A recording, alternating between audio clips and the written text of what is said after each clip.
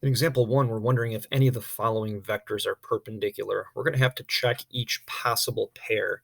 So we're going to do P with Q, and notice I'm using a little dot here indicating we're going to try to find the dot product between these. And then we're going to do Q and M, and then we'll also do P and M. And you could do these flipped, QP, MQ, and MP, but that'll be the same as the other way around. We're just trying to figure out what the dot product is here so that we can prove that those two pairs of vectors are perpendicular. So let's work with P and Q. So we're going to do, let's see here, 7, 14, that's P. We'll do the dot product with Q, which is 3, 5.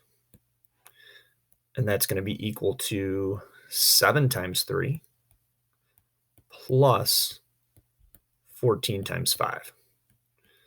So that's 21 and then 70. And we add those together, we get 91. So the answer to this one is going to be no. If the dot product is not 0, then the vectors are not perpendicular. Let's try Q and M. And Q is 3, 5. We want the dot product here. M is 2, negative 1. So we'll do 3 times 2, which is 6, and we'll add 5 times negative 1, which is negative 5. And when we add those together, we get 1. So the answer to this one is also no. The dot product is not exactly 0, so the vectors are not perpendicular. And let's try P and M now. So P was 7, 14.